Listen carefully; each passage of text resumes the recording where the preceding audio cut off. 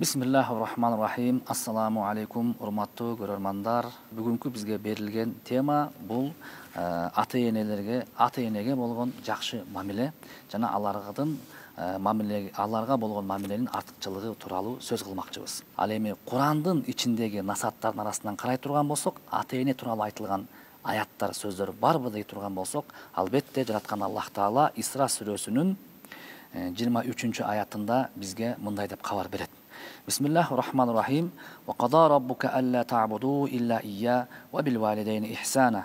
Имма яблughanna 'indaka al-kibara ahaduhuma aw kilahuma fala taqul lahumā uffin wa la tanharhumā wa qul lahumā qawlan karīmā. Бул берекелүү ыйык аяттын мааниси ушундай: жараткан эгең дейт. Жараткан Кудай Таалаң бир өзүнө гана колдук кылышыңарды жана ата-энеңерге эң жакшы мамиледе болууну өкүм кылды дейт. Алымдар айтат, караңыздар дейт. Аллах Таала жараткан Кудайың дейт. Сага дейт, о мусулман бир тууганым, Кудай өзүнө гана кулдук кылууну, мындайча айтканда, өзүнө гана сыйынууну, ибадат кылууну буйругандай эле ата-энеңе дагы эң жакшы мамиле кылууну өкүм кылды дейт. Бул жактан кандай таянак чыгат десе, кандай эле Кудайдын алдында биз кулдук кылуу бизге милдет, парз болгондой эле Кудай Таала ошол эле сүйлөмдө, ошол эле аяттын катарына ата-энени кошуп койду дейт. Демек ата-энеге болгон мамиленин деңгээли Кудайдын алдында сыйынуунун деңгээли канчалык жогору болсо, ата-энелерге мамиле кылуу, ата-энелерге кызмат кылуу, алардын акысын берүү дагы ошол деңгээлде турат деген бул жакта Кудайдын ишараты турат деп аалымдар бизге чечмелеп беришет. Андан кийин бул жакта жараткан Аллах Таала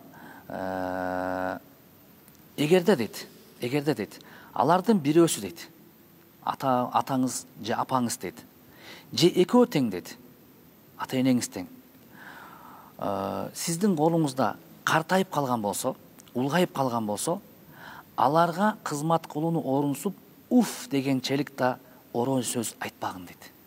Демек, жогоруда айтып кеткен аяттын мааниси ушундай экен: эгерде ата-энеңдин бирөөсү же экөөсү картайып калган болсо, жана сен аларды кызмат кылуунун алдында болгон болсоң, аларга орой сөз айтпагын дейт. Орой сөздүн уф эки тамгасындагы сөз чыгарба дейт. Уф дегендин маанисин айтат аалымдар, бул дегени Кудай Таала уф деп ата-энеге айтуу, ушундай ата-энеге ыза берүү, аларга акарат кылуу, аларга жаман сөз сүйлөөнүн катарына киргенде эле мындан тышкаркы бардык ата-энени наразы кыла турган иштерди, кыймыл аракеттерди, сөздөрдү Кудай Таала тыйып койду дейт. Аларды кагып силкпегин, аларга сый урмат менен сылык сүйлөгүн деп Кудай Таала бизге кайрылып жатат, урматтуу бир туугандар. Андан кийинки аяттын мааниси: Роббукум а'ламу вахфид лахума жанаха зулли минар рахма ва кур раббирхамухума кама раббаяни сагира дейт. Эми ал экөөнө боорукерлик кыл дейт жараткан Аллах Таала. Абдан кичпейил болгонуң дейт.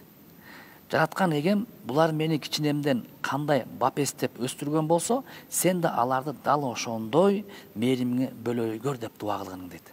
Караңыздар, урматтуу бир туугандар, бул жакта Кудай Таала вахфид лахума жанаха зулли минар рахма дейт. Алардын алдында кордук канатыңды төшөгүн дейт. Кудай Таала кордук канаттын төшөгүн дегендин мааниси дейт, Курандын чечмелөөчү алымдар айтат, канаттуу качан өзүнүн, мисалы үчүн тоокту ала турган болсок, ал өзүнүн жөжөлөрүн өзүнүн баягы жанына, койнуна чогулткусу келгенде канатын жаят дейт. Ошону жөжөлөрү чуркап келип, ошол энесинин койнуна кирип кеткен сыяктуу эле Кудай Таала кордук канатыңды ошондой кылып ата-энеңе төшөгүн дейт. Ал дегендин мааниси, ата-энең сен кичинекей кезиңде, сен алсыз болуп турган учурунда, алар сени кантип бапестеп өзүнүн койнуна алган эле, алар да карып калган, улгайып калган учурда, экөөнүн бирөөсү же экөө улгайып калган учурда, сен дагы аларга кордук канатыңды кандай эле тоок өзүнүн жөжөлөрүнүн койнуна салгандай эле койнуңа салып баккының деген маани дейт. Балким экинчи мааниси да чыгат дейт. Канаттуу качан асманга учканда анын канаты жайылат дейт. Бирок качан ал жерге түшүп, канаттарын кордук канатын же болбосо канатын бириктирип башын жерге салганда, ал кор болгон абалда бийиктиктен жерге түшкөн, текеберчиликтен жөнөкөйлүккө түшкөн сыпатка ээ болот дейт. Мына ошол сыяктуу ата энеңдин алдында сен канчалык кыйын болбогуну, канчалык бай болбогонуң, канчалык бийликтин чегине чыгып кетпегениң сен ата энеңдин алдында мына ошол канаттуу жерге түшкөндөй жерге түшүп өзүңдү кор болгон абалда ата энеңе мамиле кылгының дейт. Жана ошондой эле жогоруда айтып кеткендей, сен аларга жакшы мамиленин сырткары аларга сен жакшы бата тилекти дагы айтып тургунуң дейт. Дуа кылгының дейт. Кандай дуа кылгының десе, азыр эле биз окуп кеткендей, ва кул роббирхамхума кама раббаяни сагир дейт. Айткының дейт, жараткан эгем, жараткан Кудай Таалам, булар мени кичинемден кандай бапестеп өстүргөн болсо, сен да аларды дал ошондой мээримиңе бөлөйгөр деп дуа кыл дейт. Биз ата энелерибизди канчалык кызмат кылбайлы, биз аларга дуа, бата тилек кылып кетүү дагы өмүрүбүз өткөнчө эмне милдет, парыз болуп кала берет экен, урматтуу бир туугандар. Андан кийин Алла субханаху ва таала роббукум а'ламу бима фи нуфусикум ин такуну салихин фа иннаху кана лил аввабина гафур дейт. Мунун мааниси жараткан эгеңер дейт, көөдөнүңөрдө эмне бар экенин жакшы билет дейт. Демек көөдөнүңдү ачып ниетиңди түздө дейт. Чын ыкластан ата энеңе жакшы мамиле кыл дейт. Чын ыкластан ата энеңди ыраазы кылганга аракет кыл дейт. Эгер силер ак ниет менен жакшы киши жакшы инсан болсоңор, албетте Алла субханаху ва таала тобо кылгандардын кечиримдүүсү дейт. Алла Таала тобо кылгандарды жакшы көрөт дейт. Жараткан Алла Таала бардыгыбызды бул жашоого себепкер болгон ата энелерибизге кызмат кылып, ошолордун ыраазысына жетүүгө насип кылган болсун. Кудай Таала бул жакта өзүнү ибадат кылуу менен биргеликте ата энени кошуп койгонун маанисинин дагы бир сыры дейт. Чыныгы дүйнө акыретте адам баласынын жаралуусуна себепкер Кудай Таала болгон болсо, ал эми бул дүйнөдөгү себепкер ата энебиз дейт. Демек Кудай Таала кандай эле сен мага мени ыраазы кылгың келеби? Бул дүйнө акыретте мен сени жаратып койгонума дейт.